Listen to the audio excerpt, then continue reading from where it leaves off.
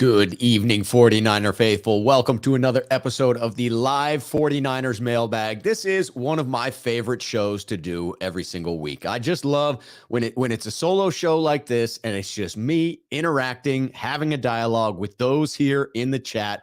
I am all for it. Absolutely love that type of an interaction. I appreciate all of you, sneakerheads, members that were here before the show. Treasure Kisses coming in. I'll get to that question in just a little bit. Sean 951 Niners coming in. Bang, bang, Niner gang. Saying he's going to catch it later when he gets off of work. Love it. Raphael 562 Niners. What's up, Rob? Sneakerheads and everyone. Raphael 562 Niners. Good to see you here. Dan Rostek coming in. What's up, faithful? Got a question from both Raphael and Dan coming into this stream, and Luke will be in there as well. Luke Walsh coming in. Rob Shue. Hey, Rob. Good to see you, Luke. As always, just for those that are perhaps here for the first time, the way in which the live mailbag works, I have a series of previously submitted questions. Those questions were submitted to me either through my Gmail address, 49ersmailbag@gmail.com. You can send those in anytime during the week when you think of a 49ers question, knowing that I will answer it on Tuesday. For those of you that want to be here live in the chat and ask your questions there, you can do so right over there in the chat. Just type in @Rob or @RobShoe, as you can see people like Treasure Kisses doing. I am going to answer this one right off of the bat because it was there waiting for me. Hi, Rob. When do you see Jimmy traded or released by San Francisco, and how do you think the 49ers are going to do this year? I'm going to answer the first one. The second one I'm going to get to a little later in the show because I'm going to be talking about Adam Rank's view that the 49ers may only take in 9 wins this year. So for those of you looking to put in questions, put in the @Rob or @RobShoe. I'll go back and forth between the two. Right now, I'm answering this one from Treasure Kisses. I think you've got to wait until Jimmy Garoppolo can actually throw. Teams are going to want to see that he's healed from the surgery, even though it wasn't the type of surgery that typically goes awry. You still just want to verify. There's no reason to rush at this point. I would look for Jimmy Garoppolo to be traded end of July. It gets interesting if he's still here and healthy in camp. Do the 49ers allow him to practice? Would he be out there in preseason games? I would think not. But if you listen to the organization, they seem to indicate if he's here and healthy, he will practice. That would be wild. All right, I am going to get into the previously submitted questions. I appreciate all of you here in the chat. Steven coming in. What up? What up, Steven? Mullet coming in. Long time no see. Good to see you, Mullet. Troy coming in. Rob, great to see you, my friend. I appreciate you here as a member. Troy, thank you so much. All right, going to get into the previously submitted questions. This first one comes in from a man. You know him. You love him. I'll be on with him tomorrow night between two beards. Randon McMahon sending in this one. Now, as always, some of these questions will be lightly edited to fit on the screen. This is not one of them, but I just want to let you know if it ever doesn't match up between what I read and what's there on the screen, you know that I have lightly edited it to fit on the little blurb there. Randon knows that, so he keeps it short and sweet. Your bearded brother asks, where will the 49ers rank in sacks and with how many? All right, so this one, I had to go back and look at the sack leader. For the past 3 years, the Steelers have been the sack leaders. In fact, they've held the title for 4 consecutive years, if you count being tied for first in 2018. But last year specifically, the Steelers were first with 55 sacks on the season. The 49ers, not too shabby, if you ask me, 48 sacks, one away from the magic number. But that was good enough for 5th within the NFL. They were the 5th best sack total team on defense. My big, bold prediction here, Randon, is that the Steelers do not lead the league in sacks this year in 2022. The San Francisco 49ers do. And they top the totals that I saw from the Steelers. I'm going big and saying the 49ers, with this amazing depth along their defensive line, with these 3 waves of bookend pass rushers on the edges, and Eric Armstead and others being able to contribute on the interior, I'm going 57 sacks on the season for San Francisco.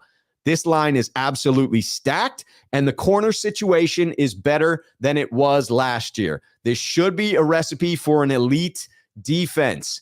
This defense has the potential to be very special, and I'm making the prediction right now when it comes to sacks that they do just that. All right, I'm going to go back and forth to make sure that I get in to get your questions as quickly as I can. I appreciate Niner by Nature 88 coming in here. Sack that like button. Hey, we got the dead period for the next 6 weeks. Every video that you see, if you're a fan of the channel, if you enjoy the content, I ask that you hit that like button. Help me to amplify my signal. Get out there and get new people watching the videos.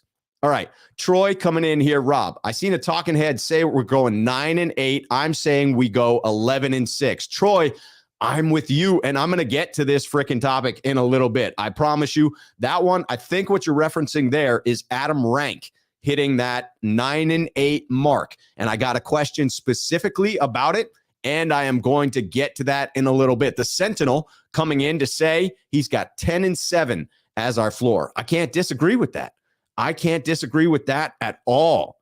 All right, Niner by Nature. I love this prediction. With my bold prediction of the 49ers getting 57 sacks, Niner by Nature has drawn it out as Bosa, 25 sacks, Kinlaw, 8 sacks, Armstead, 9 sacks, Jackson, 11 sacks. I love the prediction of Jackson hitting the double-digit freaking sack total. I think it's going to be tough for him to get on the field enough to actually do that.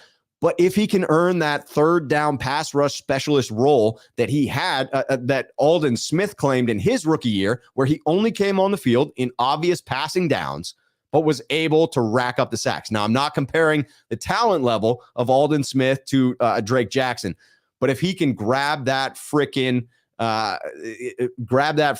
role, it will give him the opportunity, because all those double teams are going to slide to Bosa. You know it. You know it. All right, George coming in. Rob Shue, you called me Jorge the last time I commented. It's pronounced George. I just got it right this time, George. Thank you. I'm sorry that I got it wrong. Because I have, multiple people on the channel with the same name, sometimes I forget which one is which. So I am going to do my damnedest to get it, George. But I appreciate the next sentence. No love was lost, though, my man. Still love the channel. Thank you, George. And I'm glad that I got it right before I actually read any of the comment. I didn't know that that's what your comment was going to be, and yet I managed to get it right there. I love it. All right, here we go. Javon coming in. My boy Rob looks like the chunky dude and the board game Guess Who, but the skinny version. LOL. All love, Rob. Keep up the good work. Hey, I'll take a friendly shot. As long as things stay friendly, you can, in fact, take a shot at me. I mean, I don't know that it's nice to necessarily do so, but that seemed in good jest. Let's see. Vic the Bambino comes in. Hey, Rob, who will have the better stat season, Deebo Samuel or Brandon Ayuk? Total yards, I'm predicting Deebo to have the better statistical season. As far as receptions, receiving yards, I'm actually predicting Brandon Ayuk. I got BA as the receptions leader. Absolutely love it. Absolutely love it. Dirk Pippen coming in. He's got my back. If anybody's not nice, Dirk Pippin's got my back. I appreciate that, Dirk. Always good to see you in here, my friend. All right, let's get back to the previously submitted questions that we have coming in here. This one from the notorious GAV, who managed to sneak in a couple of good questions this week. Gav asking, what's your thoughts about Trey Lance staying behind an extra week? What things do you see him working on during this week? Who else would have stayed behind with him? Ayuk, maybe? I'm thrilled that Trey Lance is sticking around. That, first and foremost, I'm absolutely excited that Trey is going to be in Santa Clara an extra week. The reason why I'm so excited is this feels a bit like a best of both worlds scenario. What do I mean by that? Well, when the Niners canceled the last minicamp practice and the last week of OTAs, I thought to myself, Trey Lance could really use those reps. But then I said, it has to be balanced against the health of the entire team. You can't let spring practices derail the upcoming season. So this scenario, it allows for both. This allows Trey to get those additional reps and the rest of the team to stay healthy, minus anyone that may have decided to stay and get those reps with him. So I believe what he's getting out of this is just that. Additional reps for Trey, learning the playbook, practicing the plays, becoming more and more comfortable with each additional rep. And I wouldn't be at all surprised to learn that some of his skill players stayed behind with him. I wouldn't think anyone other than skill players would have stayed behind with him because of Trey. Maybe they stayed for their own reasons, to rehab, whatever the case may be. Brandon Ayuk would be at the top of that list if I were taking guesses at skill position players who might stick around. I might also put in Jawan Jennings in there. The guys that are hungry, the guys that have clearly shown a willingness to work with Trey. I mean, for Debo, he's got his own situation going on. He prefers not to work out in California, prefers to be in Florida, and has the ongoing contractual obligation, the contractual situation going on. So, yeah, I agree. Brandon Ayuk, BA, may be the one who is at the top of the list of folks sticking around.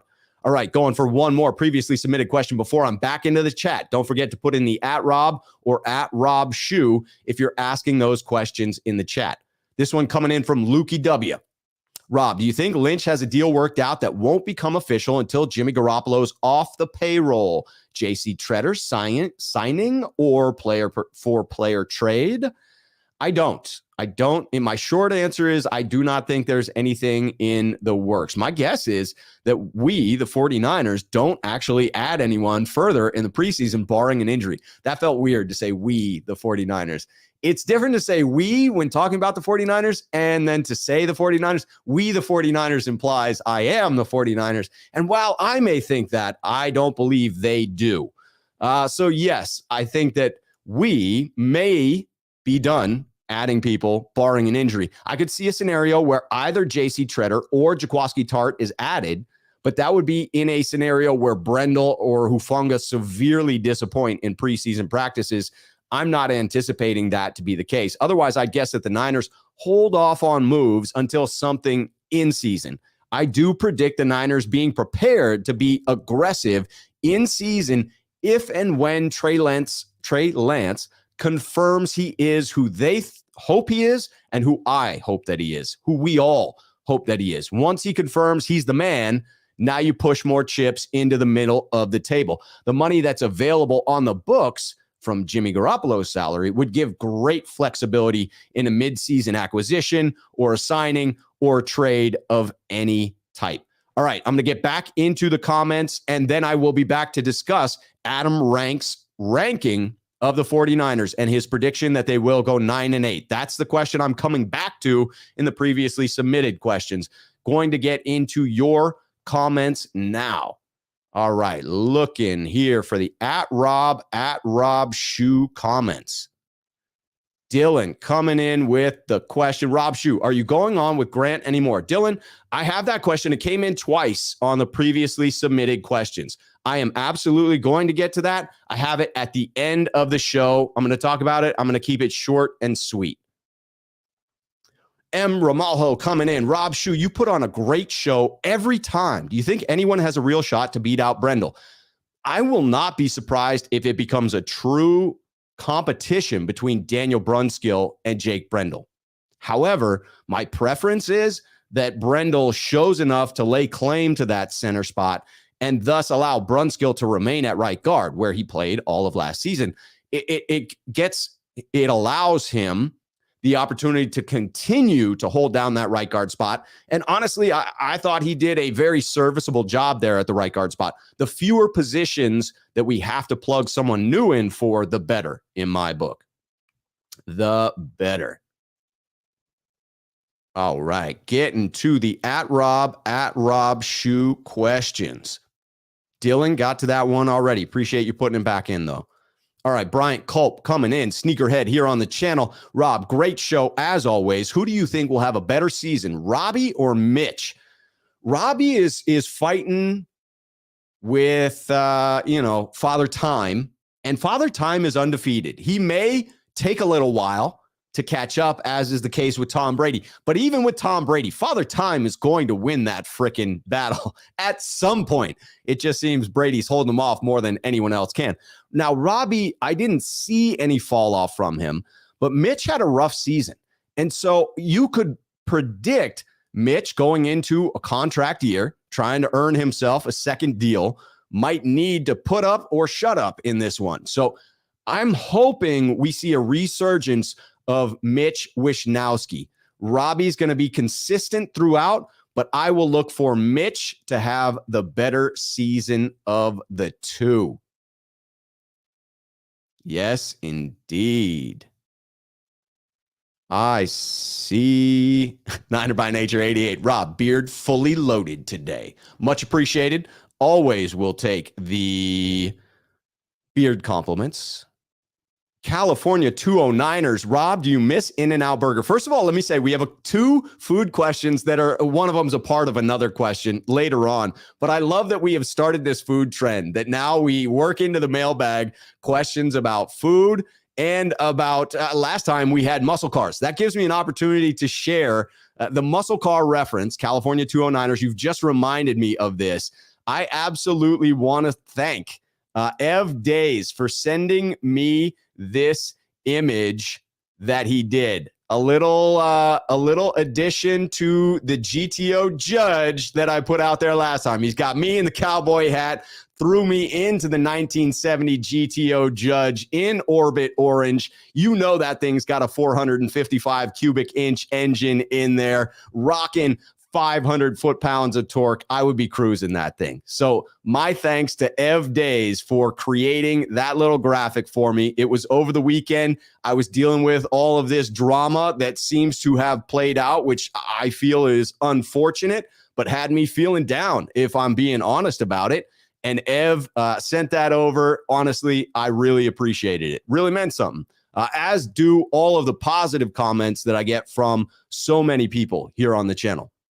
All right, I'm going to go with Niner by Nature 88 asking Rob, predict Trey Lance stat line. I did this one before, and I don't want to contradict myself there. So Niner by Nature 88, I really want to answer this, but I don't want to, off the top of my head, last time I actually looked at it, I built it out. I want to say, correct me if I'm wrong. If you guys remember how much I said last time, correct me. But I want to say I had it in the neighborhood of 3,600, 3,700 passing yards, but somewhere in the neighborhood of 600 plus or minus rushing yards.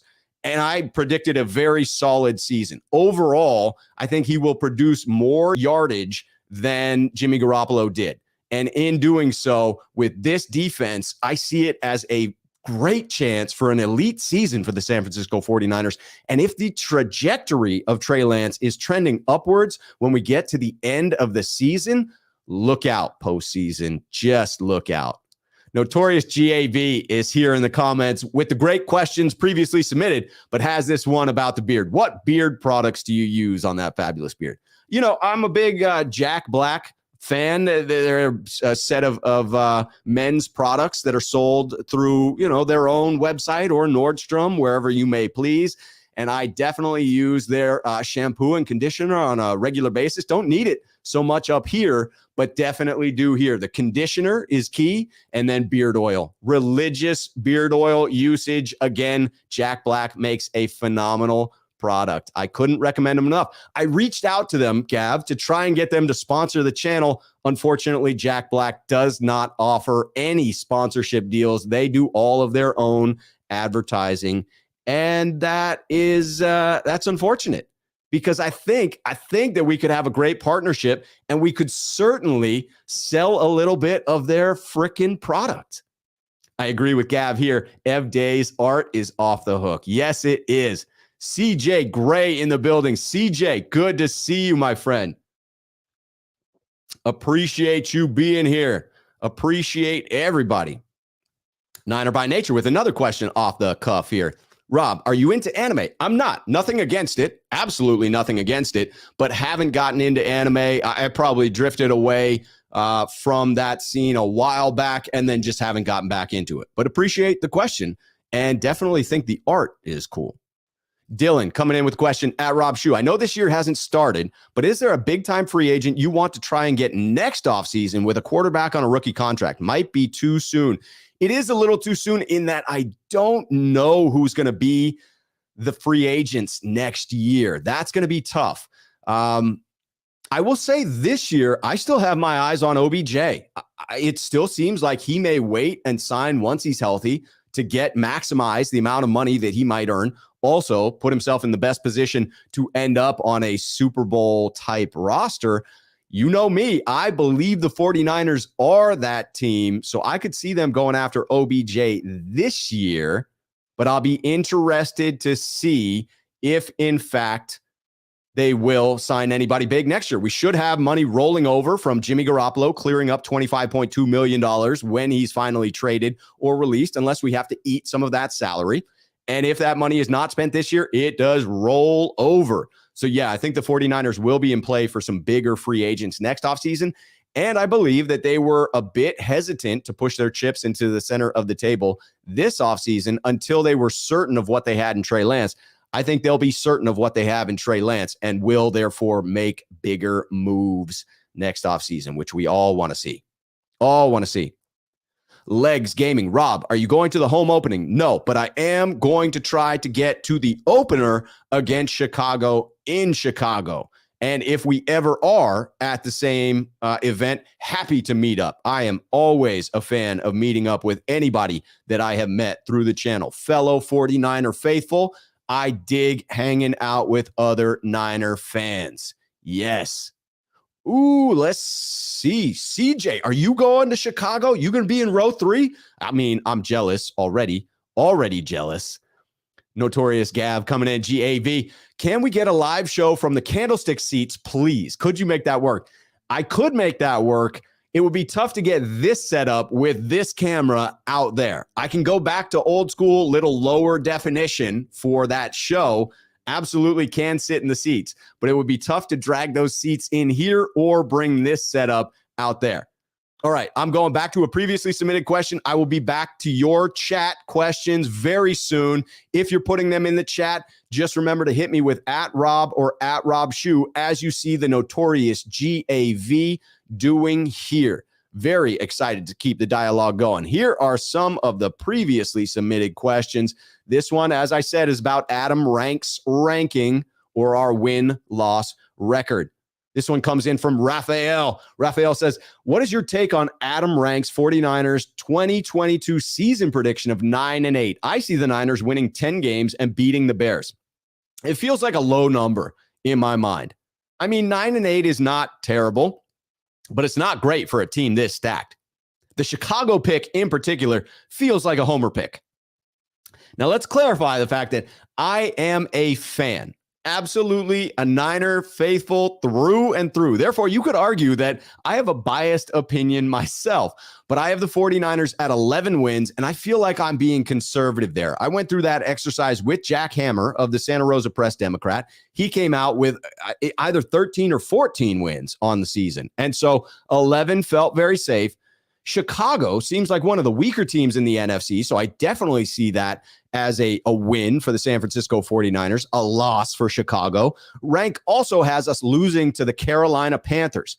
I see Chicago and Carolina as being two of the weaker teams in the NFC, potentially two of the weakest teams in the NFC. So it seems unlikely that the 49ers lose those two games. If you reverse those two predictions, Adam and I would then be in alignment on 11 wins. So if you just take those two unlikely outcomes of losing to Chicago, losing to Carolina, boom, you're at 11, which is where I feel the 49ers land. Again, being conservative. It's an easy start to our schedule. Adam has us below 500 at the bye week, which is basically about halfway through. That, again, feels unlikely and would also be fairly disappointing for 49ers fans. Dan coming in with this next one. Again, we've got Dan over in the chat. Saw him there. Thank you for the question submitted through Twitter. Dan, are you concerned about the depth at safety? If Jimmy Ward misses any time this year, how detrimental is that to the defense? First of all, this is a phenomenal call out, Dan. Absolutely. This is a scary scenario and knock on wood, one that is not out of the question.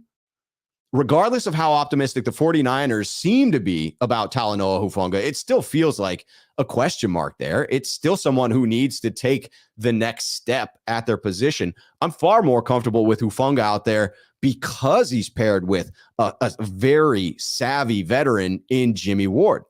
Go back and see how Hufanga played when Jimmy Ward wasn't out there with him. Not so great. So now we've gone into the concern where Talanoa Hufanga's play would drop off and you'd have to replace Jimmy. So two birds get killed with that one stone of Jimmy being out. That's a poor reference on my part. But his play drops off, probably brings in George Odom, but both George Odom and Talanoa Hufanga seem better fits towards the line of scrimmage. So now I'm really in fear of the deep ball in that case. Maybe you need the speed of Tavarius Moore out there because he's going to balance out not having that speed in one of the other two players, but has he lost a step due to the Achilles injury?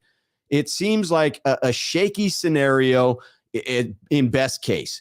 Maybe you even turn to Dante Johnson at that point. Not saying that's a bad thing. We saw him fill in very adequately last year. He is a phenomenal Swiss Army knife of a player on defense. All right, coming back over into the chat now to check out your questions live.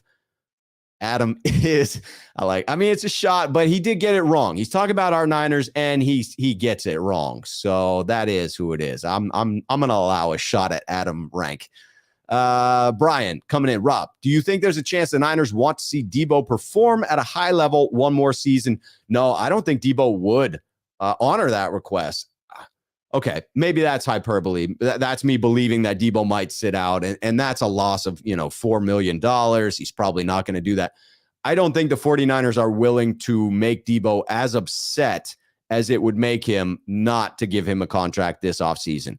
It certainly feels as if the two sides are coming back together, at least speaking at this point. Debo being all smiles at the mandatory minicamp. Sure, he might have just been there to avoid getting fined, but his attitude, his outlook, his smiles, playing catch with Kyle Shanahan's son, all of those things indicate to me that we are on the right track to get a deal done. Ricky Williams, Rob, who is going to the Super Bowl? Well, on the NFC side, we know it's the San Francisco 49ers. That's just a fact, right? You can't even dispute it. You could heavily dispute that. Heck, we might not even win the NFC West, but I do believe we're capable of it. And I do believe that it's worth the bet, taking those odds of the San Francisco 49ers making it to and winning the Super Bowl. On the AFC side of things, I'm going to go out of left field on this one. It's just a feeling that I have, and I've not done any research to back this up other than, again, paying attention to the league. I think the Chargers are going to take a huge step forward in the AFC. Absolutely. So let's go Chargers, Niners. And I've got us losing to them in the regular season because I flip-flopped from my original prediction, but let's beat them in the Super Bowl. How about that? Niners beat the Chargers. Take home Lombardi number 6. Jan coming in here. Yo, Rob, long time. I'm on a short break from living and working up river guiding for salmon. What did I miss? There's some things going on. We've got still got Jimmy Garoppolo on the roster. Debo was pissed, but now he's back.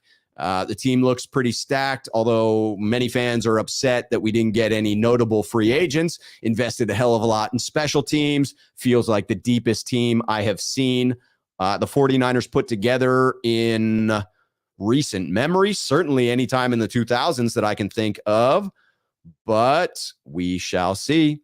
Randon with the news, breaking news. Randon McMahon. Looks like Sherman is joining Thursday Night Football. Let's see a little Sherm on television. He's good. He is good. All right, California 209ers. Rob Shue, I'm going to Levi's Stadium on December 11th at 1:25 p.m. Buccaneers versus 49ers. I got 4 tickets. Do you want to come? Heck yeah, I want to come. Let's talk about this. Let's talk about going to see the Niners on December 11th. I don't know what I have going on that day, but the Buccaneers is going to be a premier freaking game. Hit me up on 49ers mailbag at gmail.com. All right, the notorious GAV at Rob Shue. I'll take low def any day. Oh, low def any day for the entertainment value that we will get from you being live on the Candlestick seats. Can you do it for the next mailbag, please, as a one-off show? I will, depending upon rain. That is the only other unknown, is we just can't seem to find summer here in Portland. We have had the most rain on record in like April, May, June, I think, ever in Portland, the wettest months this time of year. So if it's not raining, I will absolutely try to do that, Gab. My neighbors will think I'm crazy because they'll hear me talking to myself on a show as if I'm going back and forth with people. Joey coming in. Rob, are you going to the Chicago game? Yes, I am.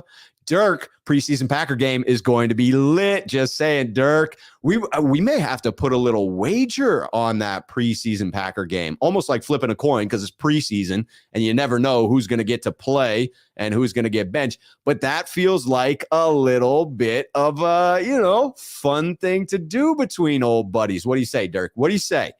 I think we get a wager going. Dylan coming in. Rob Shue, thoughts on the Baker Mayfield and Carolina report? Apparently, Carolina wants Baker, but doesn't want to take on all the money.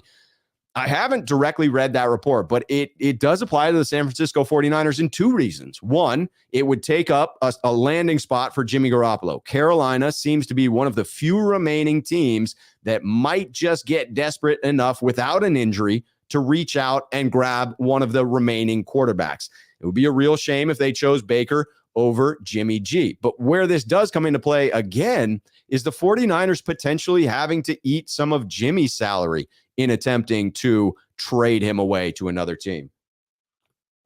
I will not be surprised if now that we've gotten this late in the preseason, again, unless someone has a catastrophic injury that leaves a playoff team clamoring for a starting quarterback, it's possible the Niners now have to eat some of that salary. And it becomes a question of what's the compensation that you're getting back for Jimmy Garoppolo, and is it worth the X number of millions of dollars that you now have to pay as opposed to just releasing him? Once he is healthy, the Niners could release Jimmy and get all of his salary back. They get 0 compensatory picks. They get 0 draft picks in trade, but they get all the money back. So now it becomes a question of calculation. Is the money worth more than the draft pick that is offered by that other frickin' team? All right. Looking for the at Rob Shue, Steven McGinnis coming in. Rob Shue, who would be a better coach for Trey Lance, Anthony Lynn or Brian Griese? Didn't Coach Lynn bring out the best in Herbert from the Chargers? He did. And the good news is they are both on staff. Both will be there able to offer Lance the insights that they can. I'm a big fan of Anthony Lynn. Brian Griese was a big unknown. I have a higher opinion of Brian Griese after Trey Lance spoke about him and spoke about the benefit of having someone who walked a mile in his shoes, someone who was the starting quarterback of a premier franchise, someone who did deal with questions from the media, someone who has operated within Shanahan's offense. All of those lead me to believe that Brian Griese may have the bigger impact on Trey Lance. But thankfully, Anthony Lynn is inside the building as well. So any positives that he may be able to offer to Lance are just on top of what he gets from Griese. All right, looking for a couple more of the at Rob Shoes before I go back over into the previously submitted questions. Notorious GAV is going to remind me. He's going to remind me of the mailbag in the Candlestick Park seats that we're trying to do, weather permitting. Bluffer coming in. Are you supplementing with vitamin D because it's supposedly always cloudy there in Portland, Rob? Thank you, Bluffer. I do actually supplement with vitamin D. I recently, just 6 months ago, this is off tangent. I promise I won't go long. We're talking Niners. But I did go get my blood work tested for every vitamin in my system to see how I was doing health-wise. And I was short of vitamin D. And it was no surprise given the lack of sunlight and how pale this guy is. I don't get a lot of vitamin D. And so, yeah, I do take a supplement. Thanks for asking. Joey, Rob, meet up for a beer before Chicago. Let's do it, Joey. I will be there in Chicago. That would be phenomenal. Again, love talking Niners. Love meeting up with fellow Niner faithful. Leaving. Rob Shue, what's the Sunday night game on December 11th? How is that not a marquee matchup? I know that one could switch, right? It could be flexed. I believe that's within the flex window. But seriously, what other game do you have on the docket that's better than the Niners Bucks? Brady against his childhood team, his last chance to go up against them. I feel like that's got to be a Sunday night game. It's got to be. Dan comes in with this one. Rob, when do you think we find out about a potential Watson suspension? I don't know. I don't know what the NFL is doing in its investigation, but the more and more stuff that comes out that's detrimental to the look of it, because it doesn't look great. I mean, it never looked great, right? As soon as these accusations came out, you had to really wonder. There's a lot of accusations. He's innocent until proven guilty in the court of law. That's absolutely true. In the court of public opinion, when you've racked up that many accusations, I can't imagine that the 49ers, that the NFL does not levy some type of discipline. I have to think it happens. Chris Royal coming in to clear up some Oregon weather questions. Chris Royal, Rob, we need some sun up in this place. Although it is pretty nice right now, 20 minutes later, rain and overcast. Oregon is bipolar. This time of year, totally bipolar. It goes from rain to hail to sun, steam coming off of the freaking pavement to raining again. It just is all over the place.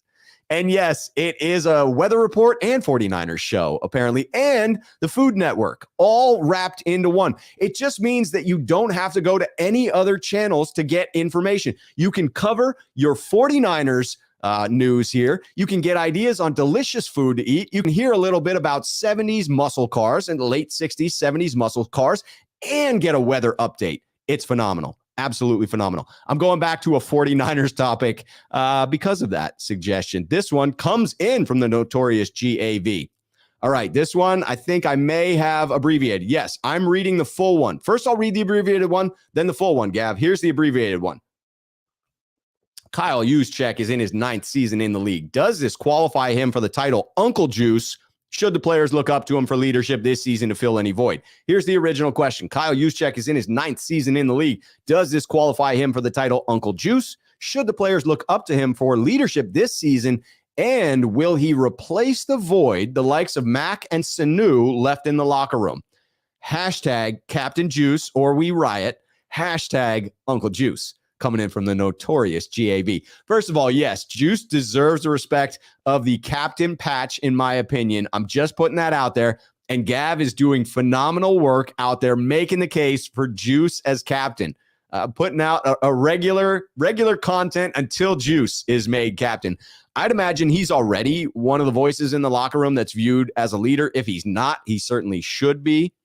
There will be a slight leadership downtick, but honestly, Alex Mack was only there for a year, and Sanu didn't contribute a whole lot while he was there. So thankfully, not too many leaders lost this offseason. I get a nice, calm, almost coach-like energy from Juice. He's not a rah-rah leader in my estimation, but certainly a very intelligent one. So yes, I think he is a leader in that locker room. And yes, he definitely deserves the title Uncle Juice. Let's make it happen. Lukey W coming in. This is another one that I had to alter a little bit. The final question was, how do you see the 49ers using Trey scheme-wise? But here's the entire question.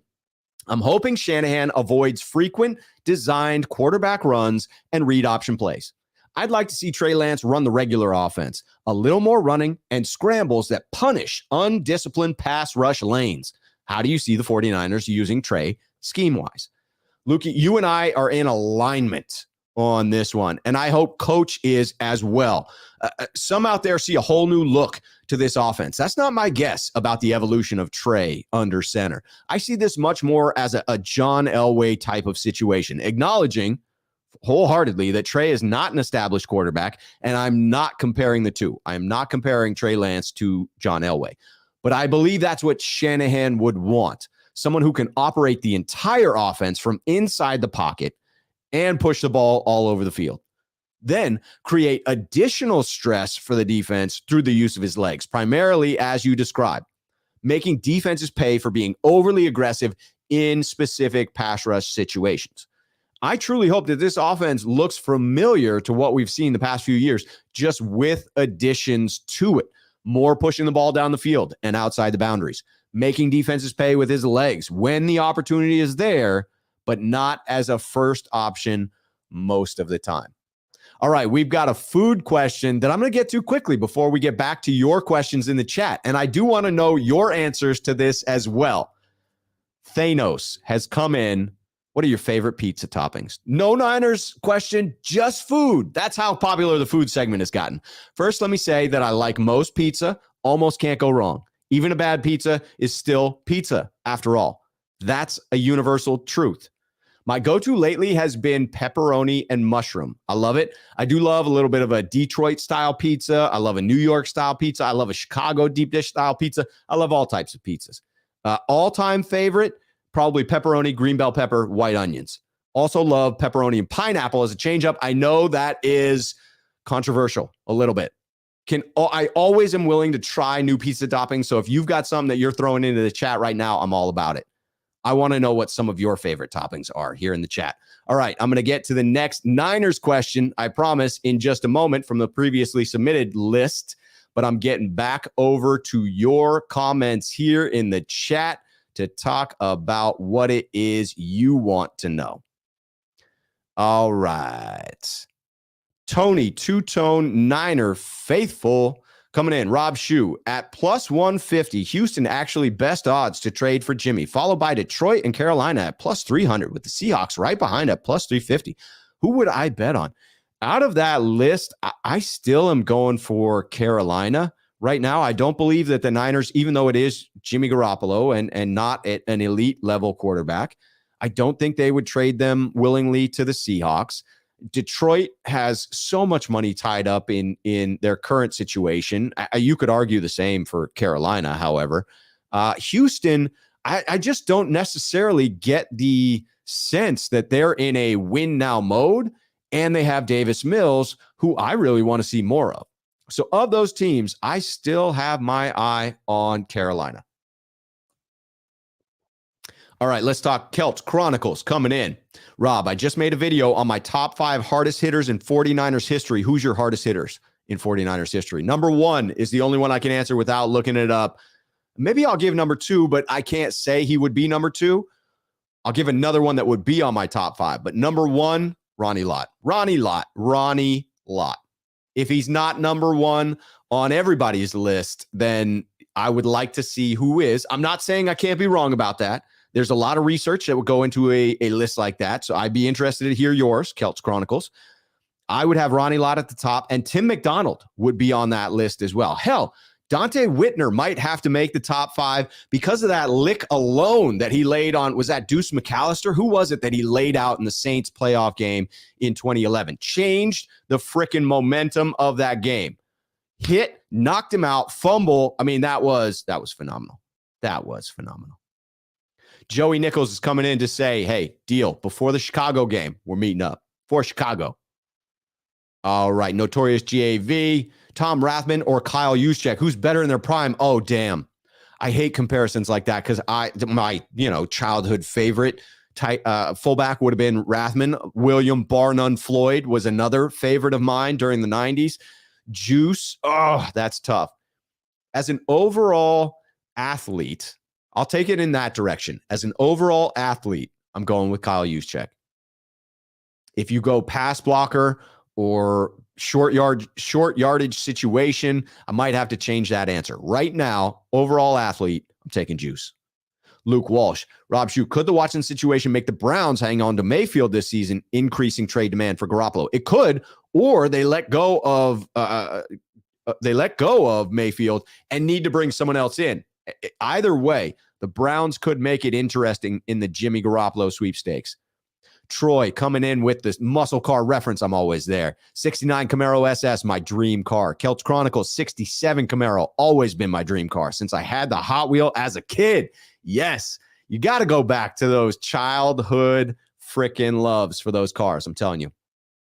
Dylan, Rob Shue, personal question. Did you go to college and where? You sound very educated and put together. Well, thank you, Dylan. I greatly appreciate that compliment. I did go to University of the Pacific in Stockton, California. Shout out to the 209.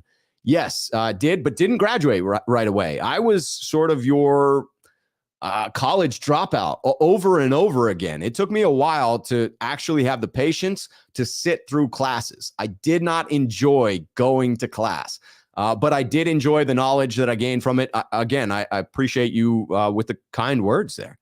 Raphael 5629ers doing the good deed. Hit the like button, subscribe if you haven't. Absolutely. Luke Walsh.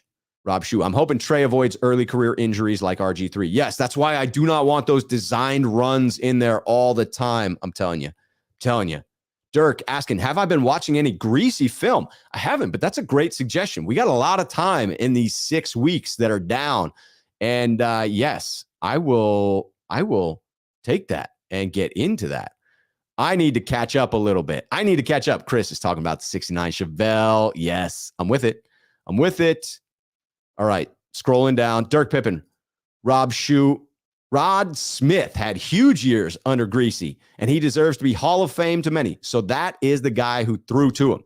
Yes, Rod Smith was, that was right next to, who was paired with Rod Smith at that time? The white wide receiver who was friends, I think, with Shanahan as well. But anyway, yes, Brian Greasy deserves further. Oh, my goodness. Look, Ashley. I have never heard of this. This is pizza toppings. We're back to pizza toppings. Ashley coming in with pineapple and black olive. Like, those are two very distinct flavors, Ashley. I am really, really curious how those two go together. The sweetness and the tartness of the pineapple, the saltiness and the intense flavor of the black olives. I got to give it a day in court. I have to. Dylan, ranch with pizza? Yes, on occasion. If it's good ranch, absolutely. Troy with the toppings, chicken, black olives, mushrooms, tomatoes. That's a classic. Not classic, but that's an interesting combo as well. Pointing out Thanos eliminated half the pizza topping options. He did. It's unbelievable. Unbelievable. All right, looking at... Here we go. Dirk Pippen. Oh my God, Rob Shue. I just bought a Uni pizza oven, and I'm making my first ever pizza on it tonight. Hell yes to this channel. Look at that. It's just the right time, right place. Dirk Pippen, what are the toppings you're putting on your first ever pizza? Jan coming in. Rob Shue, did you watch the best ever food review show? Good research from Mexico food and restaurants. I haven't seen the best ever food review show, but I will be trying to go to Mexico City for that game. I do need some suggestions, so maybe I'll dive into that. 916-49er, Rob Shue, if the 49ers season is not successful, is that more of a reflection on Trey Lance or Kyle not properly adjusting to his second-year quarterback? That's a question we would have to answer post-mortem. We would need to see how the season played out and why the 49ers were not successful. I think this defense and special teams has the potential to be good enough to win even with average, maybe even mediocre quarterback play. I'm not anticipating mediocre quarterback play from Trey, but if that were the case and we lost, then you might have to blame Shanahan or DeMeco Ryans, someone other than Trey Lance, because this defense should be good enough to hold its own. Ooh, Goldson. We're talking about hard hitters. Goldson coming in as a hard hitter. I think that Deshaun Goldson is a good one to pull out there as well. Notorious GAV. Rob Shue. Deep pan or thin and crispy pizza? Both. All of the above. USMC. Niners for life. Rob, why do we feel that Kyle's offense is a run-first offense? He had an MVP wide back, and Freeman only had 1,038 yards. I believe Jimmy changed his offense and he's going back to passing. That's a very fascinating theory. I go with run first because that's just his father was a run first offense and our most successful offenses have been run first. But you bring out a very interesting point that for Kyle, at least, that happened, because of or after Jimmy Garoppolo. It would be hard to separate the two, right? You need to now have this season where Jimmy Garoppolo isn't there to truly answer. We both have hypotheses. My hypothesis is that they are a run-first team and that we'll see that again this season. But your hypothesis is equally as likely, and we will get our answer this time around. Going back to Juice versus Rathman, Luke pointing out Rathman, a better receiver. I can't dispute that. Chris agrees on Goldson. Hell of a thumper as well. All right, the Gold Rush podcast. I got a question from the Gold Rush podcast later on. Just starting my 49ers podcast. Would love to collaborate with you one day. I am absolutely available to do that. I am always happy to collaborate with fellow content creators. All right. I am going to get back into the previously submitted questions, and I will catch up. Yes, somebody pointing out it was Ed McCaffrey who I was looking for earlier Ed McCaffrey. James Schaefer just coming in to be polite. Sup, dude? Appreciate the show. Sup, shoe? Appreciate the show, dude. James, sorry, I got covered up by the new comments thing, and I had to guess what the comment was, so I read it incorrectly. Sup, shoe? Appreciate the show, dude. I appreciate you coming in. Dirk Pippen calling out the 209. And yes, that is Eric Crocker's neighborhood. Yes, he and I share a little history in the 209, as do Dirk Pippen and I. Daniel, Rob, I was a terrible student until I found a reason to be successful. Hope Trey finds that same fire. Amen to that. You got to have motivation to be a good student. I didn't early on in my college career. All right, I will be back into your comments. I am going to Leonel at this point. Leonel L comes in with a great question here. I really like this one. Leonel, who do you see taking a bigger leap from last season, Azeez Al-Shaair or Jauan Jennings? Also, are you a bagel for breakfast kind of guy? I love that. I love the first question, and I love that he snuck in a food question in there as well. I'm going to focus on the non-food related one for those of you worried that we're going down another food tangent, but maybe you're all happy about that as well. Again, phenomenal question on this one. Tough freaking call as well. I'm going to make the case against each one of them making a huge leap and then make the call. So Azeez had a pretty phenomenal freaking season. If you look at it, there were times where it could be argued he was playing at a higher level than Fred Warner, who admittedly, excuse me, my voice didn't want to cooperate with that statement there, who admittedly had a slow start to the year. So I don't think it was like Azeez was better than peak Fred Warner. I'm not saying that, but Fred started slow. Azeez was gangbusters. So I think he did outplay him a little bit at times. The question becomes, how much further can he actually climb? He's also coming off of two surgeries, why he's not back out there, but he is in another contract year. So the max effort is going to be there. Flip the coin. Jauan Jennings. Jauan also had a great season. He was super clutch, amazingly clutch. But then you have to ask yourself the question, could he possibly catch a higher percentage of first downs and touchdowns? Probably not. I mean, it was a staggering statistic how many touchdowns and first downs he accounted for and the percentages. Also, there's now significantly more mouths to feed on this offense with Ray McCloud and Danny Gray expected to contribute. I would expect far more than Mohamed Sanu and Trent Sherfield did last year as the number 4 and 5 wide receivers. Jauan amassed 282 receiving yards. I could see him climbing up to 400 yards. That seems within reason. So now I've made the case against each one of them. I'm starting to make the case for Jauan. I got to flip that. Do I see a roughly 30% increase in productivity possible for Azeez? Short answer is I do not. So I'm going with Jauan Jennings as he's likelier to have a bigger jump. I will say that these are two grown-ass men that I'm expecting will both have great years respectively. I am a huge fan of both Azeez and Jauan Jennings for the physical way in which they play. Now talking about the breakfast item, bagel for breakfast? Sure, absolutely. I'm always down with some carbs. Same boat as the pizza, right? Poppy seed, everything bagel, toasted with cream cheese, delicious. I also have a soft spot for a good smoked salmon and cream cheese top bagel. Generally, I go like the sweet route if I'm going big brunch, but my go-to on a daily basis is a breakfast sandwich with extra egg from Lottie and Zula's here in Portland. Shout out to the people at Lottie and Zula's. I go there so damn much. Everyone in the building knows my name. It's pretty ridiculous. All right, hitting up the last submitted question I had from the notorious GAV, who came through with some great ones today. Why have we signed so many tight ends for? Which tight ends do you see making the squad? Should we transition Juice to tight end and use him as a tight end and use Josh the Rocket Hokett as the fullback? I love that you're trying to find new roles for Juice. So much Juice focus, and I'm here for it, Gav. Absolutely here for it. I made a bold prediction that I'm regretting about Tanner Hudson, the young tight end from Tampa Bay, making the leap to grab tight end 2 spot in this offense. He makes great grabs in practice. It did so at least for Tampa Bay, and I've heard it at least once in these practices so far. It was the same type of practices we see in practice from Ross Dwelly, just a couple of years younger. So I feel like I haven't gotten any new information. I kind of have to stick with that for now, right? I don't want to double back on something I've already said. I will be watching that battle in camp. So with that, I've got Kittle, Hudson, and Warner making the team. I wouldn't move Juice to the tight end group, but he should certainly be used more frequently in the pass game.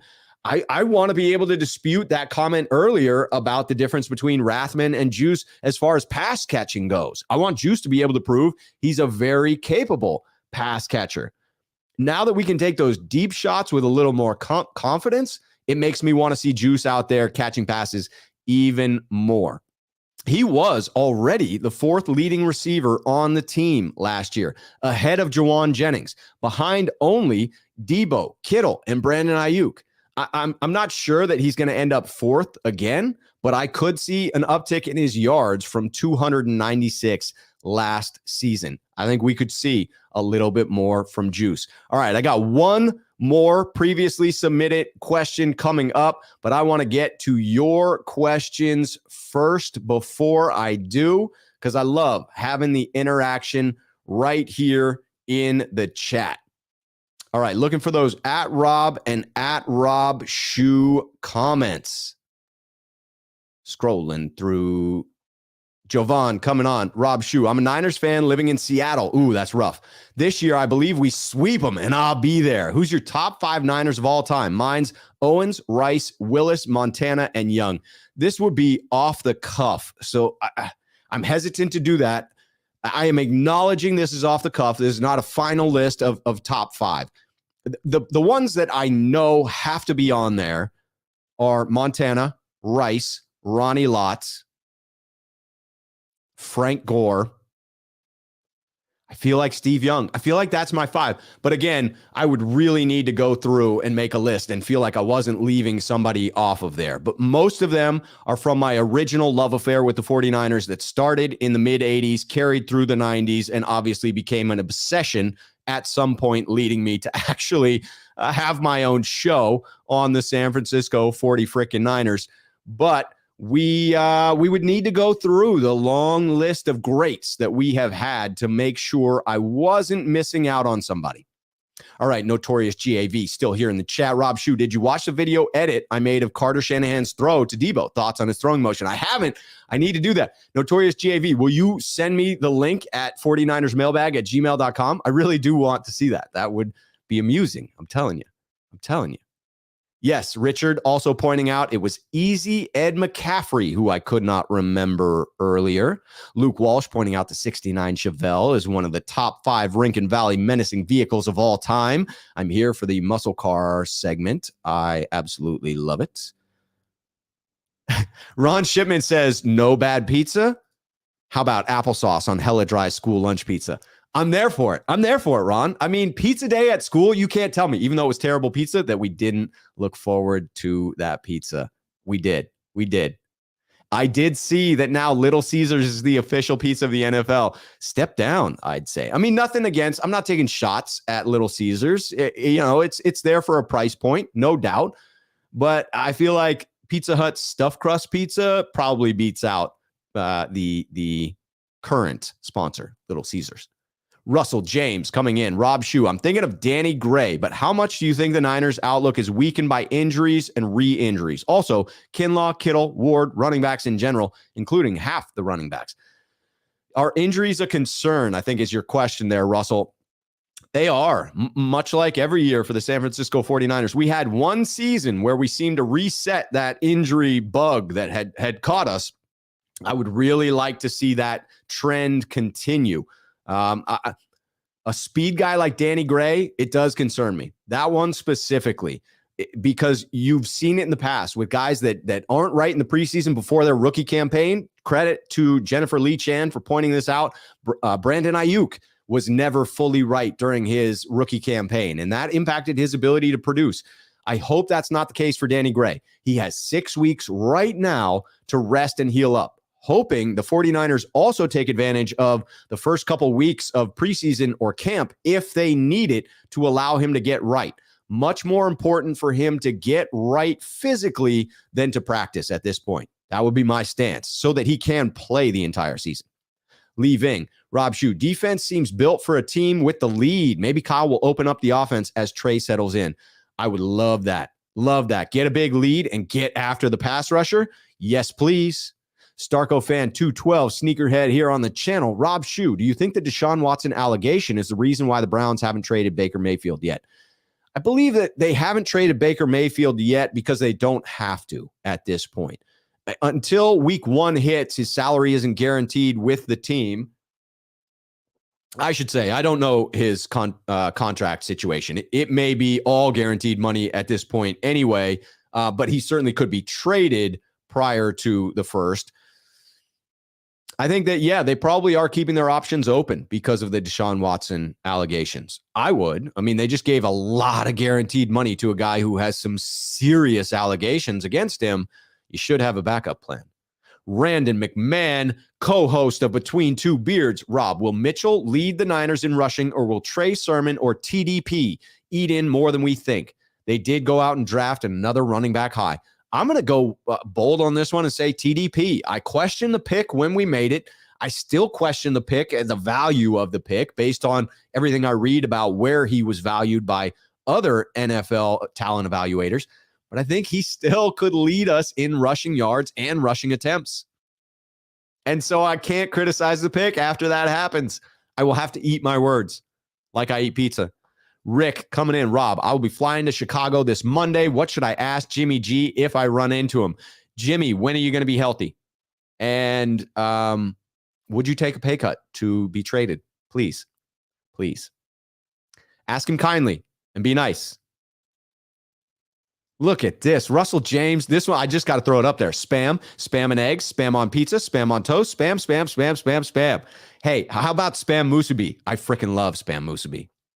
Jovan coming in. Rob, I don't care what you have on your pizza, but you better eat it taco style. LOL. With this beard, you know I got to fold that freaking pizza to get it in the mouth without smearing it all over the beard. When you have a beard, you got to eat a little bit. Soup, you got to be careful. Pizza, you got to fold it. At the very tip of the pizza, you'll be okay. But once you get into it, yeah, taco style. Taco style. I think that's what you mean by taco style. Dylan, Rob Shue, if both Nick Bosa and Trent Williams were 25 years old, who would you rather have on your team for the next decade? Wow, that's tough. Trent Williams. I'm going Trent Williams. I like the cut of his jib. That dude just has a vibe about him. Confident, not overconfident, like soft-spoken, but not as soft-spoken as Nick Bosa. Nick Bosa, phenomenal talent. So talented that it was hard to choose between the two. I just like Trent Williams, and maybe it's because he's older and has learned more, but I like Trent Williams the way he comes across when he's speaking in front of the podium. 91649er, Rob Shue, do you feel Kyle will adjust his playbook to Trey Lance, or does Trey have to adjust to Kyle's playbook? I think both have to be true. Certainly, Kyle said as much last year that there's some differences between having Jimmy Garoppolo out there and having Trey Lance out there, and he found that to be difficult to manage. I also believe that Trey Lance really has to get this playbook down. That's difficult to do even when you've been in the system for an entire freaking year. I'm telling you. All right, looking for a couple of the last Rob Shoes. I got one more question to answer, and those of you who may have been waiting for it probably know what it is. Stargo Fan 212, Rob Shue, reports saying that Brock can beat Nate for the backup role. Thoughts? It would have to be pretty convincing because Nate knows the system. Brock Purdy coming in as a rookie with an arm that is, questionable as far as velocity goes. At least those are the criticisms levied against him and some of the observations of some of his throws in camp as well. So it was corroborated. That seems like a stretch to me. I think it's much more likely that the 49ers either try to sneak him on the practice squad as the most likely outcome, or that they feel good enough about him and they roll with 3 quarterbacks. I would put both of those scenarios as more likely than the scenario of him beating out Nate Sudfeld. It really did seem they want Nate Sudfeld on the team there.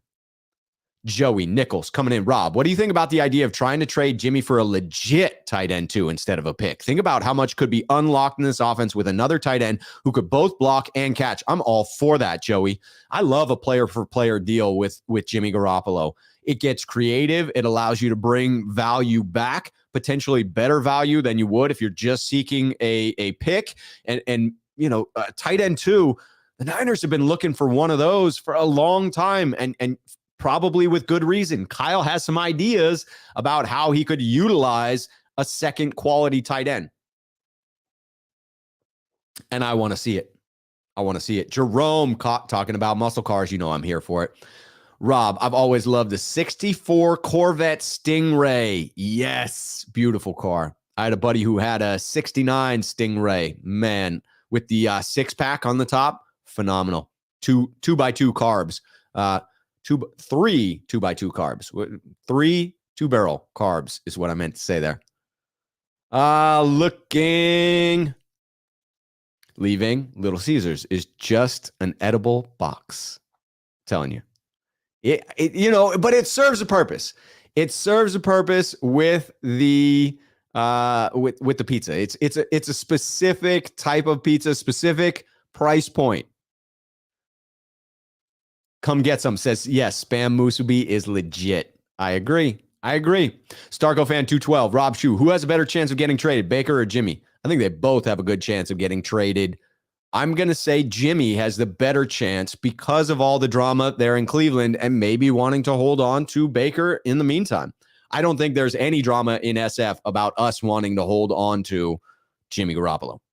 Rob Shue, Trent Williams walking out the tunnel with Debo makes your opponent scared. I'm telling you, Trent Williams, Debo paired together, it's just phenomenal. Ruben S. Rob Shue representing the 209 here, also a UOP alum. I hated going to class too. David's or Michael's Pizza, Spam Musubi at LNL any day. Love your show. Appreciate you, bro.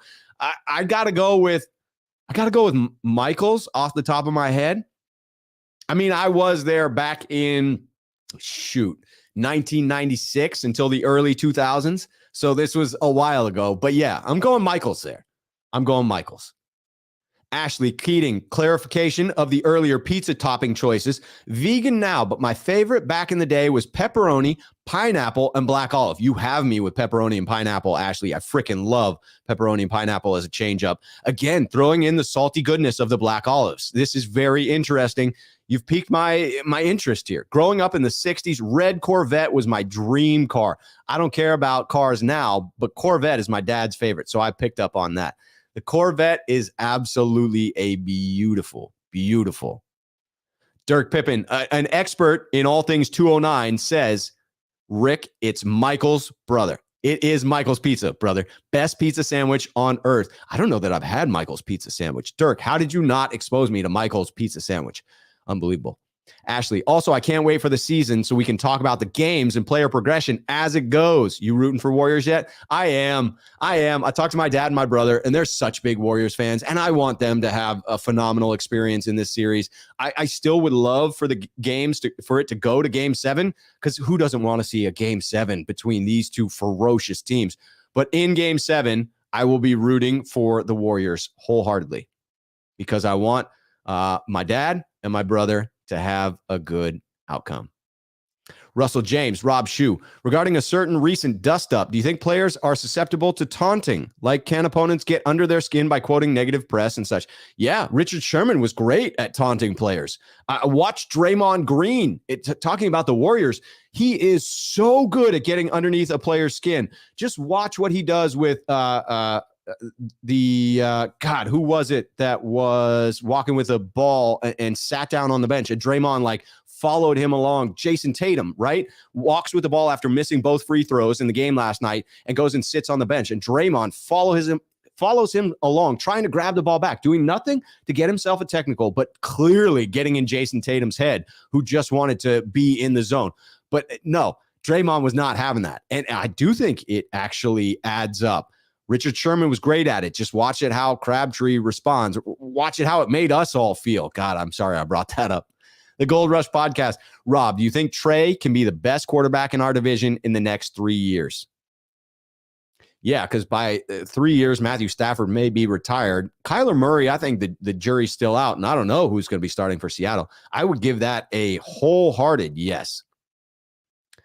Danya and Rose says, Rob, my buddy was telling me that they're going to get rid of preseason and add 2 teams to the NFL in 2025. Is this true? I've heard nothing about that. Nothing at all about that. I could see them reducing the preseason further. That feels like a very sudden shift. Jan coming in. I love pineapple pizza. It is good on pizza. It's a controversial subject, but it is good. David Robbins, 69 GTO. That was my first legal car that I owned, a 1969 GTO with a 455 cubic inch engine. I freaking loved it. It was a little bit of a jalopy for being a classic muscle car, but that's what you get when you're 16 years old. Jerome M. Rob, living here in New Mexico, it's whatever toppings as long as one of them is green chili. I am now addicted to green chili. I have been exposed to green chili in New Mexico. There's a hot topic of whether it was New Mexico. They tell you there's no question. Or people in Colorado claiming that they invented green chili. Get out of here with that. It's all about New Mexico. It's all about the green chili. And yeah, I'm down to put it on some pizza. Dylan saying, Rob Shue, are you an NBA fan and what's your team? I am. When I moved up here to Portland, I started going to Blazers games. Just couldn't help myself. Damian Lillard, hard not to respect him, especially going through everything he has here in Portland and sticking it out. So Trailblazers. I know that will not get me a hell of a lot of love on a channel that is probably 99% Warriors, but I got to be true to me. I have to. Dirk Pippen says, Rob Shue, Matt Stafford already traded in his phone. No more rings for him. Boom. I'm telling you. E. Kim, Rob, my first car was a 1989 Cadillac Fleetwood. I had an 80s Cadillac as well. I want to say mine was an 86 Coupe de Ville. Had some speakers in the trunk. That thing hit. I'm telling you. That was a little later in life. Jerome M. talking the trash on the Colorado bell pepper. Colorado green chili is basically a bell pepper. Telling you. Gold Rush Podcast says 69 Chargers, my dream car. All right. This is the last question. I didn't put it off because of this. I just didn't want to distract the stream because of it, but it came in as a legit question. I am absolutely going to answer it, and I'm going to answer it short and sweet, I will say. This came in twice. First from You Filmy, and the other from the Gold Rush Podcast, who's here. And both I thought were asked very respectfully, and the Gold Rush Podcast being here and asking to collaborate confirms, in fact, that was intended positively. I did get some shots at me on my channel over the weekend. I thought it was uncalled for, but I'm not in control of that. And, whomever wants to be negative in that way, take shots at another individual, that's their prerogative. I cannot stop them from doing it. I hope to maintain the positive energy that I have on this channel. I worked very hard to build that positive energy and don't believe that I've done anything worthy of jeopardizing said positive energy. But in answer to these questions, what happened between you and Grant? You Filmy said, and what happened with you and Grant from the Gold Rush Podcast? Again, keeping it short and sweet. I don't actually know any more about the situation than all of you. The facts of it are that Grant simply ghosted me. It's well within his right to do so. Let me just say that up front here. There was no communication about him being upset or what I might have said that could have upset him. I'm sort of left to guess on that. We had a show on his channel the Friday after the practice field incident.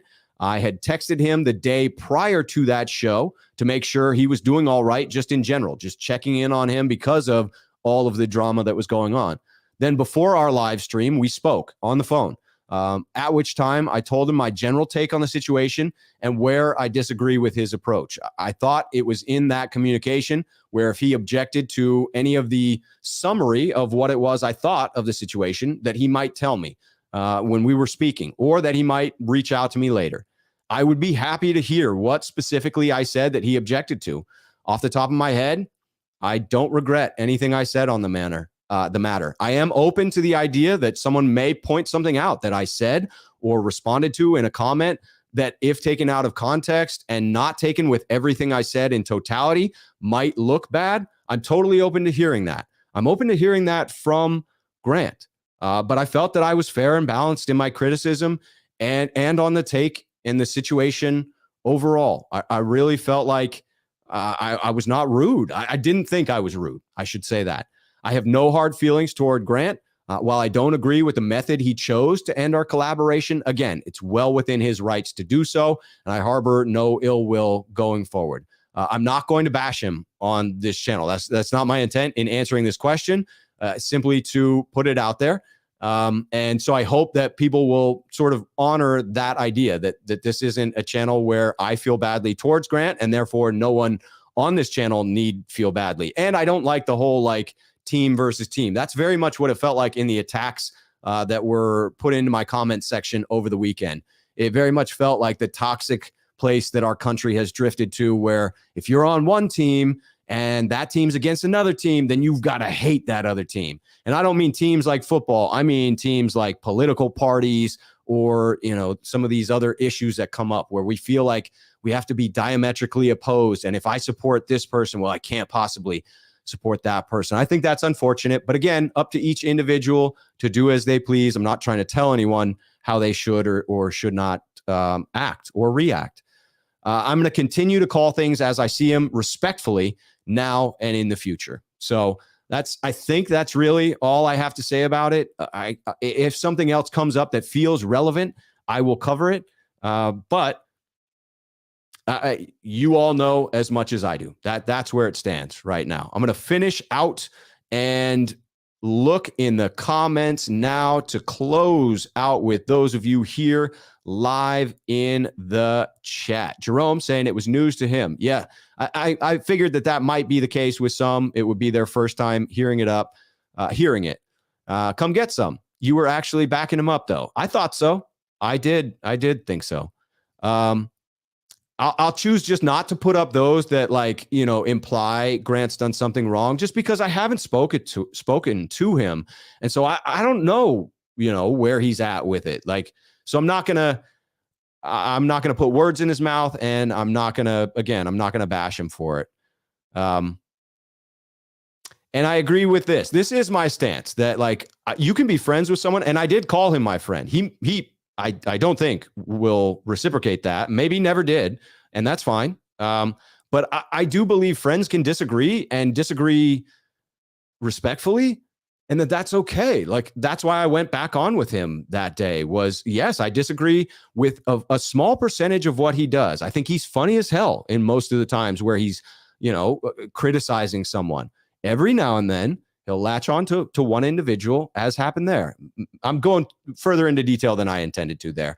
But I just disagree at times. Let me say that. And I think it's okay for friends to disagree and still collaborate together.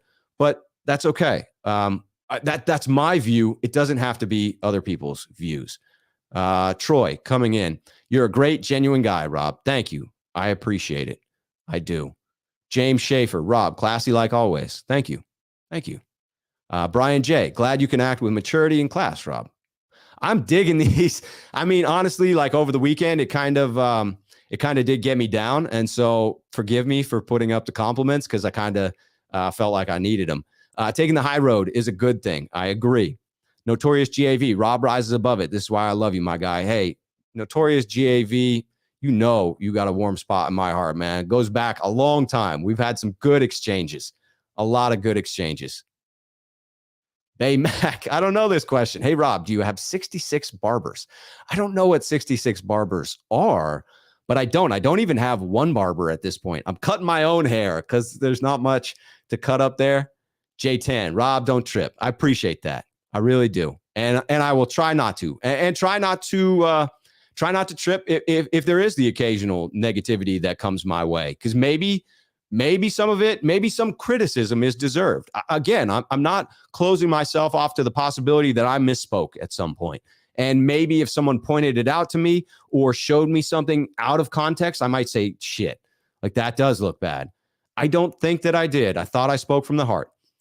Come get some says, must be a misunderstanding. Could be. We shall see. Randall Riley, I appreciate this. I come to this chat because it's a positive and real chat. Thank you. Thank you. Jan coming in. Keep it classy, Rob. I definitely will try. Jaguile 56, Sneakerhead here on the channel. Rob, you have to be true to yourself. Stay blessed. Thank you. And to you as well. Please stay blessed as well. Honestly. Eddie G. Rob, everything will work out. Rob, you and Grant show was elite. I will take this comment to say that I am saddened to no longer be doing those shows because I agree. I thought they were phenomenal shows. I thought we put out great content, even though we didn't align on everything.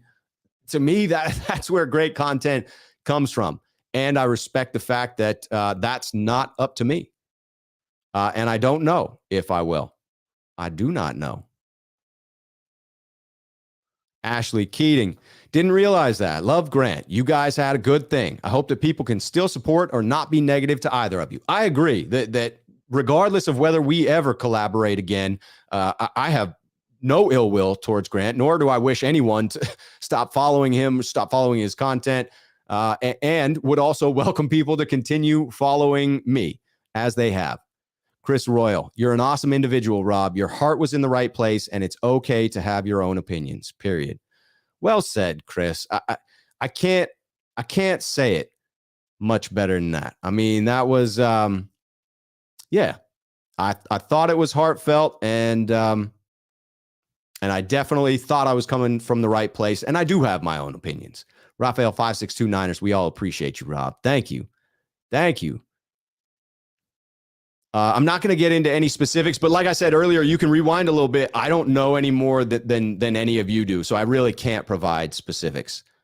Lee Ving, Rob Shoup, build your own brand. There's room for everyone. That's the goal. That is absolutely the goal. All right. Without going any further, I appreciate Lee Ving. Great show. I absolutely agree. Jaguile 56 coming back in. Rob, I will always be a proud sneakerhead. Thank you. And it means a great deal to just have support. And it doesn't mean supporting me in no way means that you need to have any animosity against anyone else. I do not hold animosity toward anyone in my life. That's my attempt, is to remove negativity. And so I just will leave it at that. I'm here. My last text got left on read, so I'm not just going to keep bothering the man, but I'm here and totally willing to hear if I in some way did insult somebody. I'm always willing to grow as an individual. And sometimes that means that you have to admit you were wrong. In this case, I don't know what that would be, but I'm always willing to do so. So just going to throw that out there. Other than that, this will probably be, like I said, the last time that I throw the content out there, because it doesn't seem like it needs to be rehashed. If there's new information or something I feel compelled to share with all of you, I certainly will. But I just want to thank you for your support and for being a part of this freaking dialogue. I really do. I treasure it. I really, honestly do. From me to all of you. So thank you for being here. I'll be back on tomorrow, Between Two Beards. You know that show. You know it and you love it. Randon McMahon and I will be back 5 p.m. on Wednesdays. I appreciate all of you being here. Cheers. Until then.